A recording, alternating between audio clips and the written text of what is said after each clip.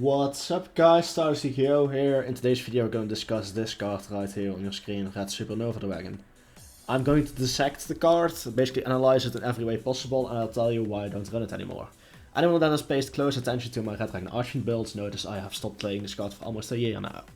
And I haven't uploaded a new Red Dragon Archfiend video for Coach from the Past, because simply I don't think it's necessary, and in this video I will tell you why. So, what's the big issue with Red Supernova Dragon? Well, I'll just start off with this controversial statement and I'll explain it. Red Supernova Dragon is arguably the worst synchro monster in the game. Now that is out of the way, I'll go in depth and explain why. So, initially, looking at this thing, it's quite good, you know.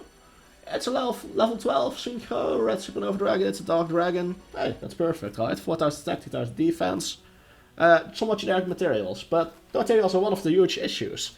3 tuners and a non-tuner synchro. Now, it's possible to summon this, yes. There's 2 situations where you can summon this.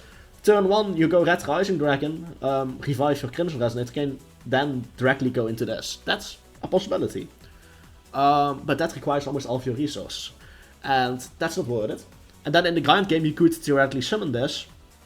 At the same time you could probably just make King Calamity and shut out effects entirely. Anyways. So of course this must first be synchro summoned. It's interesting that it's must first. So theoretically you can revive it. Gains 500 attack for each tuner in your graveyard. So 4000 attack, it becomes even more massive. That's great so far, right? Cannot be destroyed by your opponent's card effects. Sounds great, but there's a lot of removal that doesn't destroy, so that's not really an effect. Once per turn when your opponent's monster effect is activated, or when the opponent's monster class an attack quick effect, you can activate this card, banish this card, but also banish all cards your opponent controls. Which sounds great. Except, of course, already 2 huge glaring issues. It only works against monster effects. So let's say they have a spell that gets rid of cards, for example, or they have a kaiju or another type removal, you can't prevent it. Also, this doesn't negate. That's another huge issue. So this banishes itself and banishes all cards your opponent controls, which sounds devastating, right? Now here's the issue. When does this card return? Once per turn, during your next end phase of this card is banished by its own effect, special summon this card, this banished card. Now, another one of the huge issues here is it doesn't banish for cost, unlike, for example, Cypher. No, sorry, I mean Blazer. You see, if you look at this effect, banishing is before the semicolon, meaning this card banishes for cost. That's what makes it, you know, at least worth playing. This doesn't even banish for cost, so let's say they have a Solemn Judgment. Well, I can't even negate Solemn Judgment, but yeah, let's say a Solemn Judgment this in response, or Solemn Strike, you know? Cards that are seeing play again. Okay, this doesn't banish for cost, meaning it just gets destroyed, and yeah, there goes your pitch synchro. Yeah, sure. When they try to activate a monster effect, you can just banish everything they control. But let's say it's a Stratos or something you want to theoretically negate. You can't negate it, it just goes through its searches anyway. In exchange, you lose this card until the end of your next turn. So this means during your opponent's turn, this monster is now gone, meaning they can easily push for an OTK if they still have resources to play, which most decks do. And during your next turn, if they slow them down enough, you don't have your big synchro anymore. That requires a lot of investment. You probably can't OTK them because you don't have any monsters left. Now, to be fair, I think Archfiend in general doesn't have many issues on the tuner side of recurring resources. Although they have an issue on the non-tuner side that needs addressing in future support. But here's the big issue. You invest all these cards into a single, not even negate, that banishes itself. It doesn't return until your next end phase. That means, with this card, you don't even can push for a game easily. There are of course ways to do it, especially if you use Red Rising. But here's the issue. If you go into this with Red Rising, what materials are you using? Right? You have the Red Rising and the Crimson. White.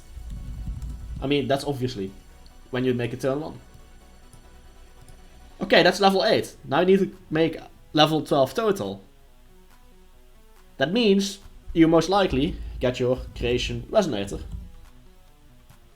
And your Synchron Resonator, right? Now here's the issue. Next turn, Red Rising Dragon isn't live. Because you only have one level 1 tuner in your grave. Now you make the usual Abyss plus Bane play. your Red Rising banish effect to revive 2 Resonators is live in the next turn. If you go for this card, you can't do that. You cannot... So turn 1, you don't want to go into Red Supernova Dragon. It just costs too many resources for a single disruption. A strong disruption, sure, but still single disruption. Now, one could theorize, wait, it banishes every card your opponent controls, that's really good against Eldritch, right?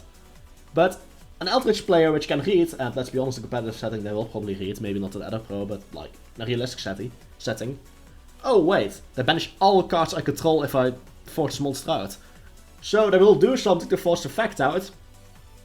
You have no other choice but to banish it, and then they just set their traps, maybe including Soul Judgment, and your Supernova Dragon is now not an issue, and they will still unkind you. Turn 1, it doesn't do enough, and in the grind game, it's probably better just going into King Calamity. I mean, they have a board, you summon King Calamity, all the effects are shut down, and you can just push for game. Turn 1, you never want to go into this with the current card pool of Resonators. That's something I must point out, with the current card pool of Resonators, to give them support might be fine. But turn 2, other options are also better. There's no place for this card in the Red Dragon Archfiend deck. It's not ideal turn 1, and in future turns you also don't really want to go into this. This creates an awkward card that you just can't ideally go into. Yes, the resource cost is high, but the payoff just isn't there. I mean, yeah, but it's easy, it's makeable. The attack doesn't really matter, most of the time you won't even have it in your own turn if you use it to negate. Cannot be destroyed by your opponent's card effect just isn't relevant in 2021. Yeah. Banishing everything is cool, but banishing it until your next end phase just isn't worth it, especially since it's not cost, there are ways to play around it too. Plus if they just have an impermanence, like let's say you turbo this out turn 1, right? They can just imperm it and then play. They can Dark Ruler no more, they can Lightning Storm doesn't work because it cannot be destroyed. Fair enough, it counts Lightning Storm. You get what I mean? Droplet, there are so many ways to out this card. Evilly Match will just destroy your board as well. What is Supernova gonna do? Yeah, cool. You only will have Supernova. Like, you basically need to throw all your resources at him turn 1. And then you get a single interruption that's just not good enough in practice. It just isn't. It sounds like a great card, but it just isn't. And turn 2, there's just better options like King Calamity. Usually turn 2 you aren't even locked. The revival effect of this does not restrict you to Dark Synchros. So most of the time you're just better off going for other monsters like card I introduced a long while ago, a short while ago maybe. Nirvana Paladin for example, it's just better to push for game. Because that's the Red Dragon Archfiend game plan. Turn 1 you want to stun them to OTK turn 2, and if you go second you just want to immediately OTK them. This card doesn't complement either strategy. The use for this just simply doesn't exist in the game right now, and that's the biggest issue with Red Supernova Dragon. Now, they try to be really cute using... what's it called again? Yeah, this trap. What's it called again? Red Reboot, definitely not. It's kind of terrible, but yeah. So, what I want you to do... I forgot the name. It's not Red Supremacy. Red Rain, right? They want you to use this with it. But like,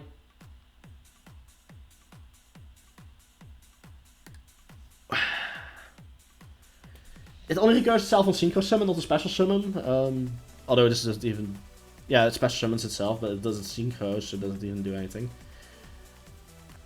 Like, they try to kind of make it word it with Red Rain, but not really, it just isn't. So yeah, that's the issue with this card. Turn 1 there are better options, and you just don't have the resources for this card. Turn 2 there are better options, and in general the card's just way too slow. It doesn't complement your strategies, and it's a bad card. So, if you ever wonder why I don't run this card, it's outright terrible. And that's why I think it's a contender for worst card in Yu-Gi-Oh! Because the deck it's made around, the deck that should want to make it, doesn't want to make it. Now, there could be an interesting case be made for Speeder deck. Speeder deck could theoretically make it. Way better than Red Dragon Archfiend could. Then again, you could probably just go into King Calamity your opponent's turn anyway, because that's probably easier. So yeah, this card...